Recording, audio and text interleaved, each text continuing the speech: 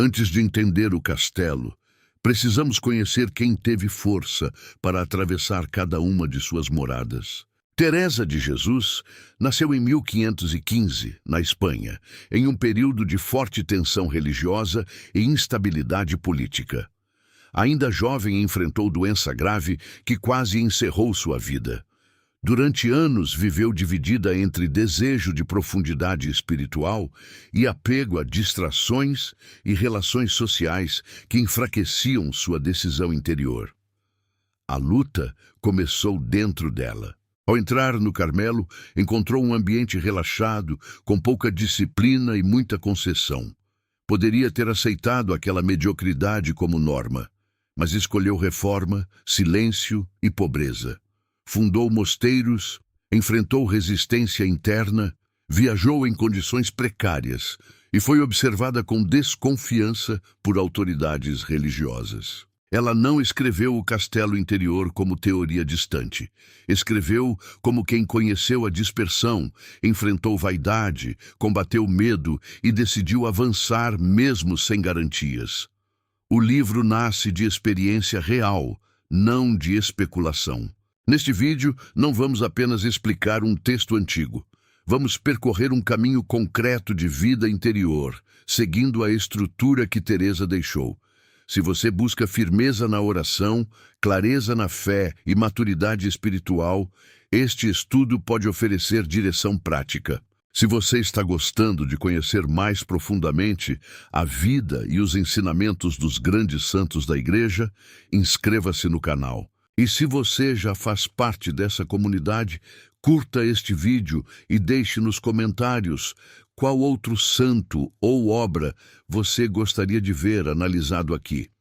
Esse projeto cresce quando a busca é compartilhada, e sua participação nos ajuda a continuar produzindo conteúdos que unem profundidade espiritual e clareza prática. Teresa abre o livro com uma imagem decisiva. A alma é um castelo de cristal, composto por muitas moradas, e no centro desse castelo habita Deus. Essa afirmação muda o ponto de partida da vida espiritual. O problema não é trazer Deus de longe. O problema é que vivemos na periferia de nós mesmos e raramente caminhamos para o centro. Ela observa que muitas pessoas passam a vida inteira sem perceber a própria profundidade. Vivem ocupadas com tarefas, conversas, preocupações e desejos imediatos. Mesmo quando rezam, a mente permanece dispersa. O corpo está em silêncio, mas o interior continua agitado. Teresa não condena essa condição com dureza, mas a apresenta como fato que precisa ser enfrentado. O primeiro passo não é realizar penitências extraordinárias, nem buscar experiências elevadas. O primeiro passo é entrar. Entrar significa tomar consciência de que existe vida interior e decidir permanecer nela por algum tempo todos os dias. Isso exige recolhimento, exige silêncio voluntário, exige aceitar que o coração não está ordenado como imaginamos. Teresa afirma que o autoconhecimento é base de todo progresso. Sem ele, a pessoa constrói ilusões sobre si mesma e acredita estar avançando quando apenas repete hábitos antigos. Conhecer a própria alma inclui reconhecer fragilidades, inclinações desordenadas e formas sutis de orgulho. Essa lucidez não produz desânimo, mas realismo necessário para caminhar com segurança. Ela também ensina que o pecado grave rompe a amizade com Deus e impede a alma de permanecer no interior do castelo. Nesse estado, a pessoa perde a luz que orienta decisões e passa a agir movida por paixões instáveis. Ainda assim, a estrutura do castelo não é destruída. A dignidade permanece. Sempre é possível retornar por meio de arrependimento sincero. Muitos permanecem nas primeiras moradas porque não perseveram na oração mental. Teresa define essa oração como diálogo consciente com Deus, feito com atenção e verdade. Não se trata de repetir palavras sem reflexão, mas de dirigir a mente e a vontade para a presença divina. No início, surgem distrações constantes, pensamentos se impõem, recordações aparecem sem aviso. Ela alerta que distração não é fracasso, é condição humana. O erro está em abandonar a prática por causa da dificuldade. A constância simples vale mais do que entusiasmo instável. A oração amadurece com o tempo, desde que exista decisão firme de retornar sempre ao recolhimento, mesmo quando não há consolação sensível. Outro ponto central do capítulo é a humildade. Teresa insiste que quem confia demais na própria força corre risco maior de queda. A pessoa que acredita já ter alcançado estabilidade espiritual deixa de vigiar pequenas concessões e começa a relaxar na disciplina interior. O progresso real exige vigilância contínua, sem ansiedade, mas com atenção constante. Ela também corrige uma expectativa comum, buscar fenômenos extraordinários logo no início da jornada. O centro do castelo não se alcança por curiosidade espiritual, nem por desejo de sentir algo intenso. Ele se alcança por fidelidade diária, por escolhas discretas que moldam a vontade ao longo do tempo. O caminho é gradual e exige paciência. Ao final desse primeiro movimento, Teresa deixa uma orientação clara. Reconheça que Deus habita em você. Reserve tempo fixo para a oração interior. Persevere mesmo quando não houver sensação agradável. O castelo não se atravessa por impulso, mas por decisão repetida. A jornada começa quando a pessoa aceita que precisa entrar e permanecer, mesmo que o interior ainda esteja confuso. Depois de afirmar que a alma é um castelo onde Deus habita no centro, Teresa nos conduz para a primeira etapa concreta do caminho. Ela chama esse início de primeiras moradas. Aqui estão aqueles que já decidiram não viver fora de si, mas ainda enfrentam forte instabilidade interior. Entrar no castelo não significa alcançar profundidade imediata, significa começar o combate.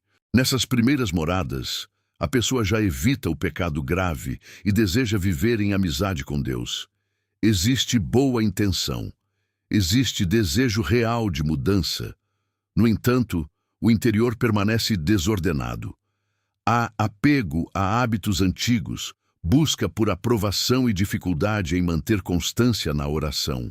Teresa descreve essas almas como pessoas que ainda estão muito expostas aos répteis do lado de fora. A imagem é clara. Mesmo dentro do castelo, ainda existe forte influência do mundo exterior. Distrações, vaidade, comparação e curiosidade excessiva entram com facilidade e perturbam o recolhimento. O erro comum aqui é pensar que a decisão inicial já garante estabilidade. Não garante. O começo é frágil. A vontade oscila. Um dia há fervor. No outro, frieza. Um momento de firmeza pode ser seguido por concessão leve que enfraquece o interior. Teresa alerta que essa oscilação é própria do início, mas não pode ser ignorada. Ela insiste na importância de evitar ocasiões que enfraquecem a alma. Não basta querer crescer, é preciso remover o que impede crescimento. Certas conversas, ambientes ou hábitos podem parecer pequenos, mas mantêm o coração disperso. Quem deseja avançar precisa aprender a escolher melhor o que alimenta a mente. A oração, nesse estágio, ainda é difícil. A mente se dispersa com facilidade. A pessoa sente que perde tempo tentando se concentrar. Teresa ensina que essa luta não é sinal de fracasso, mas parte da purificação inicial. Permanecer na oração mesmo com distração é exercício de fidelidade. Outro risco presente nas primeiras moradas é o desânimo. Ao perceber a própria fraqueza repetida, a pessoa pode concluir que não nasceu para a vida interior profunda. Teresa combate essa ideia com firmeza. O progresso não depende de talento espiritual, mas de perseverança humilde. Ela também adverte contra comparações.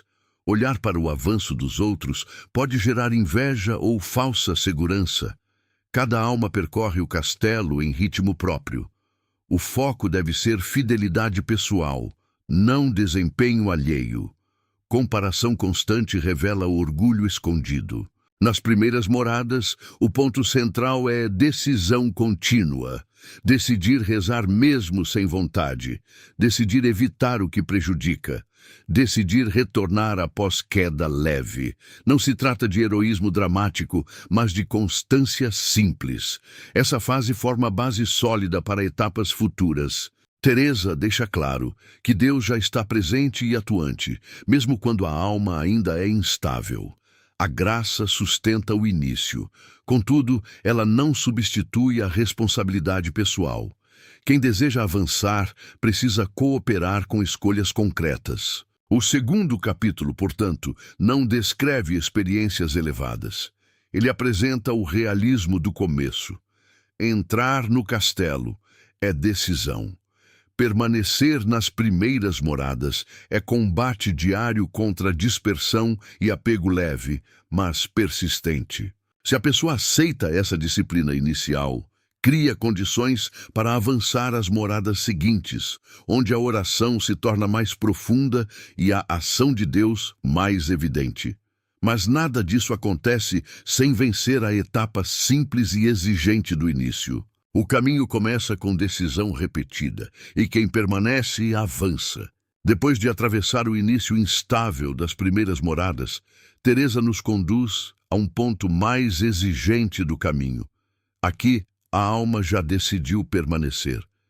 Já compreendeu que Deus habita no centro. Já começou a rezar com constância. Mas agora o combate deixa de ser superficial e se torna mais consciente. Nas segundas moradas, a pessoa escuta mais claramente o chamado de Deus, mas também percebe com mais nitidez a própria divisão interior. Teresa explica que, nesse estágio, a alma já recebe luz suficiente para entender que precisa mudar áreas concretas da vida. Não se trata apenas de evitar erros graves. Trata-se de ordenar hábitos, cortar excessos e rever escolhas que mantêm o coração dividido. O chamado se torna mais específico. O problema é que, quanto mais clara é a luz, mais visíveis ficam as resistências. A pessoa começa a perceber que certas amizades enfraquecem sua decisão, que determinadas conversas alimentam vaidade, que o tempo gasto em distração reduz a força da oração. Não é mais ignorância, é consciência, e consciência exige resposta. Teresa insiste que essa etapa é marcada por combate interior constante. A alma deseja avançar, mas sente atração por aquilo que já conhece. Existe conflito real entre comodidade e crescimento. Esse conflito não deve causar surpresa. Ele indica que a jornada está ativa. Aqui surge um risco sério, o desânimo prolongado. Quando a pessoa cai em faltas leves repetidas ou percebe que não progride na velocidade desejada, pode surgir a tentação de abandonar o esforço. Teresa alerta que essa desistência não nasce de fraqueza física, mas de falta de perseverança interior. A segunda morada exige firmeza maior que a primeira. Ela aconselha proximidade com bons conselhos e leitura espiritual sólida. A alma, nessa fase, precisa de orientação segura para não se perder em dúvidas exageradas. Isolamento excessivo pode gerar confusão. Crescimento exige apoio prudente. A oração começa a ganhar mais profundidade, mas ainda é marcada por distração frequente. A diferença é que agora a pessoa sofre por essa distração.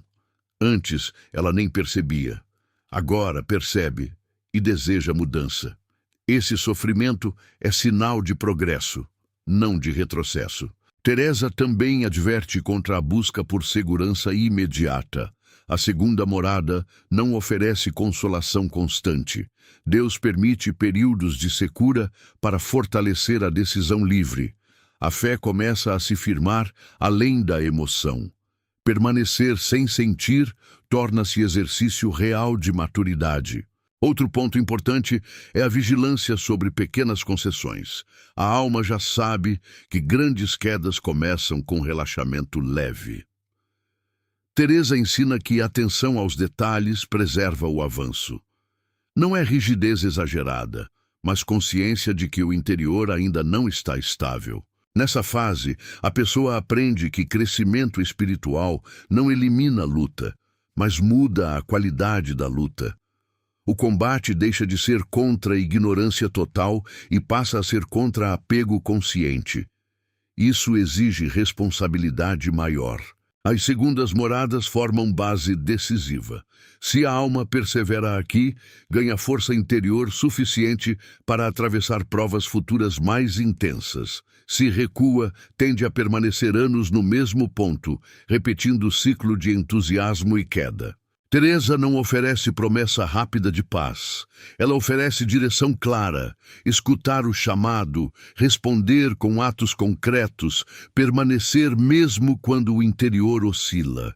A jornada continua, e agora o caminho começa a exigir maturidade real. Teresa nos conduz agora a um ponto que à primeira vista parece estável. Na terceira morada estão pessoas que já mantêm vida moral organizada, evitam faltas graves, rezam com frequência e cumprem deveres religiosos com disciplina. Existe constância visível, existe coerência externa, mas ainda não existe entrega total. Aqui mora um risco mais sutil. A alma já não vive no descontrole inicial. Ela administra o tempo, regula hábitos e evita ambientes que antes causavam queda. Construiu certa estabilidade. Contudo, essa ordem pode gerar confiança excessiva em si mesma. A pessoa começa a acreditar que o progresso depende apenas de esforço próprio. Teresa observa que nessa fase muitos pensam ter avançado muito, quando na verdade ainda estão distantes do centro. As terceiras moradas são marcadas por vida correta, mas ainda apoiada na própria segurança. A pessoa cumpre deveres, mas sente dificuldade quando Deus permite provações inesperadas. Uma crítica mais dura, uma perda material ou uma frustração interna podem revelar impaciência escondida. O teste dessa etapa não é disciplina, é reação diante da frustração. Quando algo foge do controle, a alma percebe que ainda depende de estabilidade externa para manter paz. Teresa aponta que esse apego à própria organização pode se tornar obstáculo real. A pessoa faz o bem, mas deseja que tudo permaneça previsível. Outro sinal dessas moradas é certa resistência a dar passos mais radicais. Existe medo discreto de perder conforto espiritual. A oração é constante, mas medida. A entrega é sincera, mas calculada. A alma evita riscos maiores, mesmo quando sente chamado mais profundo. Teresa não condena essa fase. Ela a considera necessária. Contudo, adverte que permanecer nela por muito tempo impede crescimento. A segurança adquirida pode se transformar em limite invisível. O coração começa a proteger o que já conquistou em vez de avançar. Também surge aqui o julgamento sutil dos outros. Quem mantém vida organizada pode olhar com crítica para quem ainda luta nas primeiras moradas. Esse olhar revela orgulho leve, mas perigoso. A comparação revela que o centro ainda não foi alcançado. A oração, nessa etapa, é estável, porém ainda muito dependente do esforço humano. A pessoa conduz o tempo de oração, escolhe temas, organiza pensamentos. Deus ainda não assumiu condução mais profunda do interior. Isso não é erro, é estágio intermediário. Teresa afirma que Deus, em sua pedagogia, permite pequenas provações para purificar essa autossuficiência. Quando algo foge do plano pessoal, a alma tem oportunidade de aprender confiança real. Se aceita essa purificação, avança. Se resiste, permanece. As terceiras moradas ensinam uma lição decisiva. Vida correta não é meta final. Disciplina é base, não cume. A ordem interior precisa abrir espaço para abandono maior. Aqui, a jornada deixa de ser apenas moral e começa a preparar terreno para a ação mais direta de Deus. Quem aceita perder a falsa segurança ganha espaço para crescimento verdadeiro. Quem insiste em manter controle absoluto limita a própria profundidade. Teresa nos mostra que maturidade espiritual não é ausência de falhas visíveis, mas capacidade de confiar quando a própria estrutura é testada. As terceiras moradas encerram a fase principalmente ascética do caminho. O esforço humano foi essencial até aqui, mas a partir do próximo movimento, algo começa a mudar. O controle começa a diminuir e a ação de Deus se torna mais evidente. Depois da disciplina construída nas etapas anteriores, Teresa nos leva a um ponto de transição decisiva. Até aqui, o esforço humano foi predominante. A oração dependia quase totalmente da atenção, da reflexão e da vontade. Agora, algo começa a mudar. Nas quartas moradas, Deus passa a agir de modo mais direto na alma. A diferença não está em intensidade emocional, mas na origem do movimento interior. Antes, a pessoa produzia o recolhimento com esforço. Agora, em certos momentos, o recolhimento acontece de forma mais suave e espontânea. A atenção se volta para dentro com menos esforço mental. Teresa explica que essa experiência não deve ser forçada. Não é técnica, não é método psicológico, é graça. Surge quando Deus decide conceder maior interiorização. A pessoa percebe paz mais profunda, não provocada por raciocínio longo.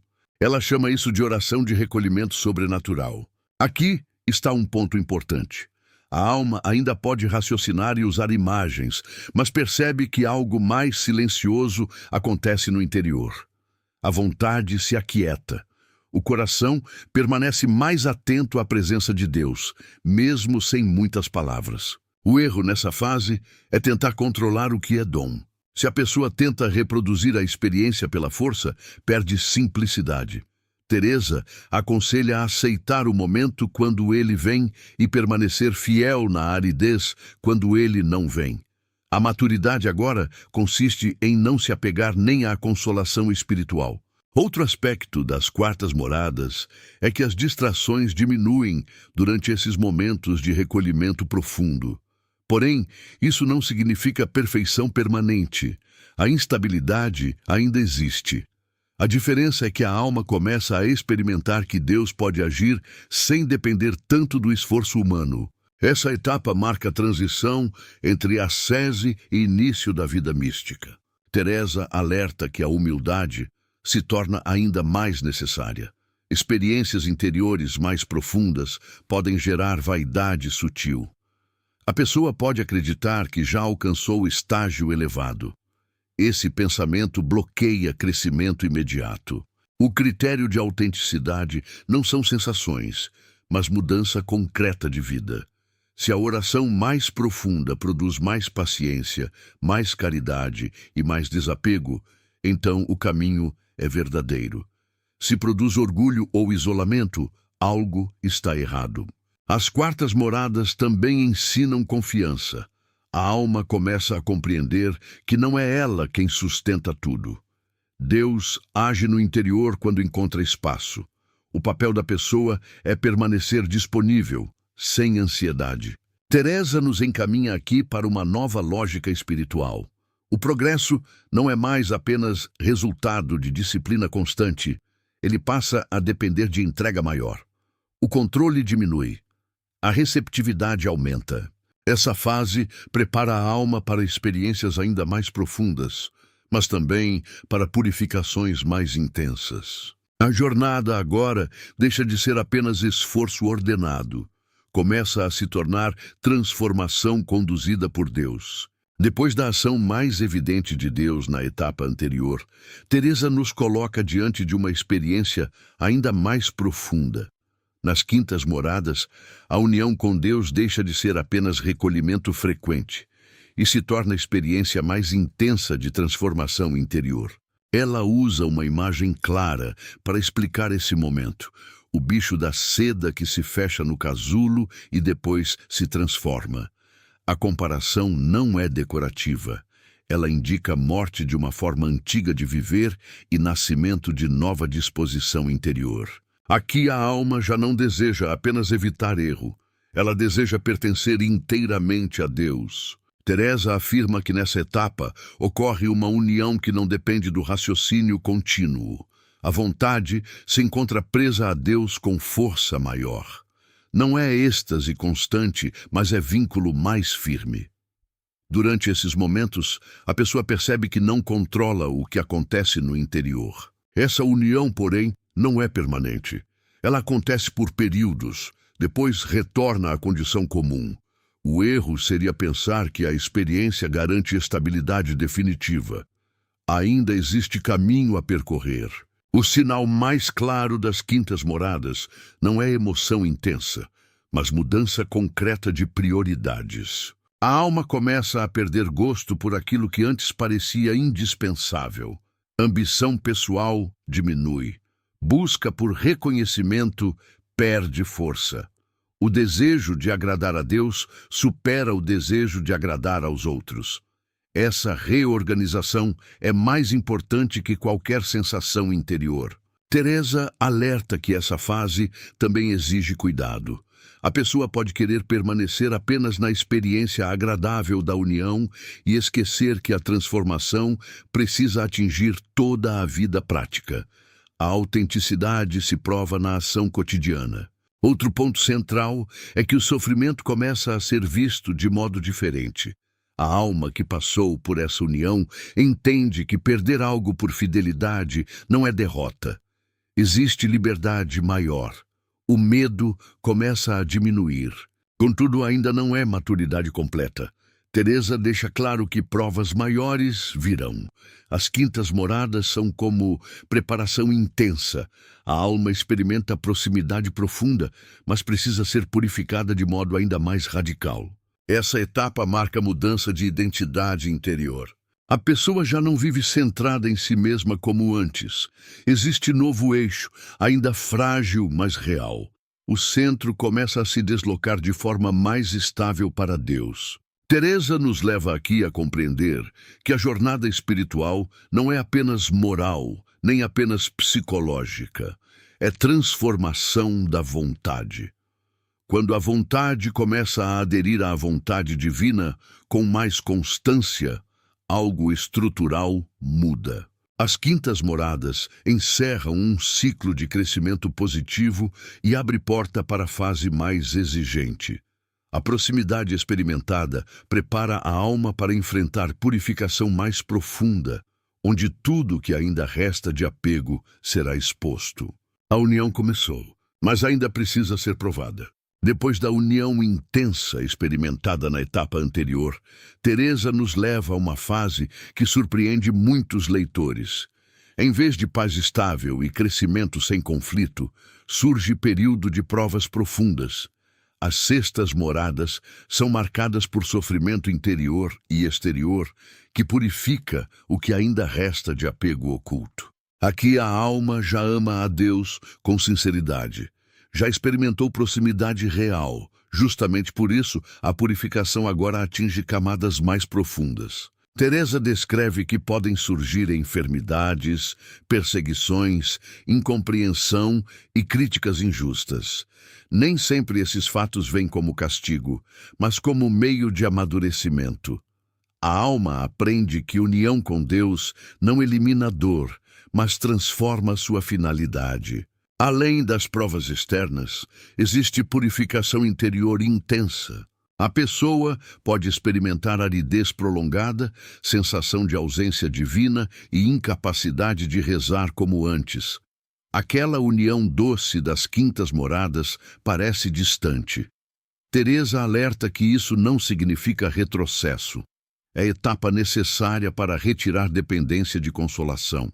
Aqui a fé se torna mais pura. A alma precisa continuar fiel sem apoio sensível. Não há emoção forte, não há luz clara, apenas decisão firme de permanecer. Esse estágio é decisivo porque elimina a última forma de apego espiritual, o apego à própria experiência de Deus. Teresa também relata fenômenos extraordinários que podem ocorrer nessa fase, como êxtases ou impulsos interiores muito fortes. Contudo, ela insiste que esses sinais não são o centro da jornada. O critério continua sendo transformação moral e humildade crescente. O risco maior nessa etapa é confusão. A intensidade das provas pode levar a pessoa a pensar que Deus a abandonou. Teresa corrige essa interpretação. Quanto mais Deus deseja unir a alma a si, mais profunda pode ser a purificação. Outro aspecto marcante das sextas moradas é o crescimento da caridade. Mesmo sofrendo, a alma demonstra mais paciência e mais firmeza no bem. O sofrimento deixa de gerar revolta constante e passa a produzir confiança mais silenciosa. Teresa nos coloca diante de uma verdade exigente. União autêntica não é construída apenas por momentos elevados, mas por fidelidade na noite. As sextas moradas são noites que amadurecem. Nessa fase, o ego quase não encontra mais espaço para se sustentar. As últimas defesas internas são desmontadas. A pessoa aprende a depender de Deus não por emoção, mas por convicção estável. A purificação aqui não é castigo, é preparação para a estabilidade definitiva. Teresa mostra que a jornada espiritual atinge seu ponto mais intenso quando a alma permanece fiel, mesmo sem entender o que acontece. A confiança se torna mais forte que a sensação. As sextas moradas encerram o processo de purificação profunda. Depois dela, o que resta não é luta constante, mas estabilidade transformada. E é para essa estabilidade que Teresa agora nos encaminha. Depois da longa purificação das sextas moradas, Teresa nos apresenta o ponto mais alto da jornada. As sétimas moradas não são marcadas por fenômeno exterior visível, mas por união estável e profunda entre a vontade humana e a vontade de Deus. Ela chama essa etapa de matrimônio espiritual. A imagem indica algo definitivo. Não se trata mais de visitas ocasionais ao centro do castelo. A alma passa a viver ali com estabilidade. A união não depende de emoção intensa nem de recolhimento extraordinário. Ela se torna permanente na intenção e na direção da vida. Aqui a pessoa já não vive dividida. A vontade está unificada. O que Deus quer, a alma também quer. Não por obrigação, mas por adesão interior madura. A obediência deixa de ser esforço pesado e passa a ser consequência natural da união. Teresa explica que essa fase não elimina sofrimentos externos. A diferença é que o sofrimento já não desorganiza o interior. A paz permanece mesmo em meio à provação. A estabilidade não nasce de ausência de dor, mas da centralidade de Deus. Outro sinal das sétimas moradas é aumento da caridade ativa. A alma unida não se fecha em contemplação isolada. Pelo contrário, torna-se mais disponível para servir. O amor interior transborda em obras concretas. Humildade profunda acompanha essa fase, pois a pessoa reconhece que tudo é dom. Teresa insiste que nessa etapa não existe mais desejo de experiências extraordinárias. A busca por fenômenos desaparece. O centro não é sentir, mas permanecer. A oração pode ser simples, até silenciosa, mas é constante em espírito. O medo também perde força. Quem chegou ao centro já não depende de segurança externa para manter identidade. Críticas não abalam facilmente. Perdas não destroem estabilidade. A base não está mais nas circunstâncias, mas na união interior consolidada. É importante notar que Teresa não apresenta essa etapa como conquista humana. Ela repete que é obra de Deus. A alma cooperou com disciplina, perseverança e humildade ao longo do caminho, mas a união estável é dom concedido. As sétimas moradas representam maturidade espiritual plena dentro da vida terrena. Não significa perfeição absoluta, mas alinhamento constante. A vontade humana já não compete com Deus. Existe harmonia interior que não depende de clima emocional. Teresa nos mostra que o objetivo do castelo nunca foi acumular experiências místicas. O objetivo sempre foi unificação da vontade. Quando o centro é ocupado de forma estável por Deus, a alma descansa. A jornada que começou com distração termina com unidade. O castelo permanece o mesmo, mas agora ele é habitado de modo consciente, firme e definitivo. Depois de atravessar todas as moradas, Teresa não encerra sua obra com exaltação emocional, nem com promessa de experiências raras. Ela termina apontando para a vida concreta. O centro do castelo não é refúgio para a fuga do mundo. É base para agir com estabilidade dentro dele. A pergunta que permanece é direta. O que muda na prática? Primeiro, muda o eixo da decisão. Quem vive nas moradas mais profundas já não escolhe com base apenas em interesse próprio. A referência principal passa a ser a vontade de Deus. Isso não elimina a análise racional, mas organiza prioridades com clareza maior. Segundo, muda a relação com o sofrimento. Terceiro, muda a forma de servir. A dor continua presente na vida humana. Contudo, ela deixa de ser vista como ameaça absoluta. A alma unificada entende que nada externo pode destruir o que está consolidado no centro. Essa convicção gera serenidade real, não indiferença fria. Teresa deixa claro que união autêntica produz ação concreta. A alma madura trabalha com mais firmeza, não para provar valor, mas para responder ao amor recebido. O serviço deixa de ser busca de reconhecimento e passa a ser expressão natural de caridade. Outro ponto essencial é vigilância contínua. Mesmo nas sétimas moradas, a pessoa permanece humana. Teresa não ensina perfeição automática. Ela ensina estabilidade sustentada por graça e fidelidade. A oração não desaparece. Pelo contrário, torna-se fundamento permanente. O livro inteiro aponta para um processo que começa com distração e termina com unidade. A alma entra no castelo quase sem perceber sua dignidade. Ao longo das moradas, aprende a combater dispersão, ordenar hábitos, aceitar purificação e confiar na ação de Deus. No fim, descobre que o centro sempre esteve ali. Teresa nos deixa uma orientação simples e exigente. Não tente pular etapas. Não busque experiências antes de ordenar a vida moral. Não abandone a oração por causa de aridez. Persevere. O castelo interior não é teoria distante, é mapa prático de maturidade espiritual. Ele ensina que a santidade não nasce de impulso emocional, nem de entusiasmo breve. Nasce de decisão repetida, humildade constante e confiança progressiva na graça. A jornada proposta por Teresa permanece atual, porque o problema humano permanece o mesmo. Distração, orgulho, medo e apego continuam afastando a pessoa do próprio centro. O convite final é claro: entre no castelo. Permaneça nas primeiras moradas com fidelidade. Aceite purificação quando ela vier e permita que Deus ocupe o centro de forma estável. A maturidade espiritual não é privilégio de poucos. É caminho aberto a quem decide permanecer. Se esse caminho fez sentido para você, continue aprofundando a vida interior.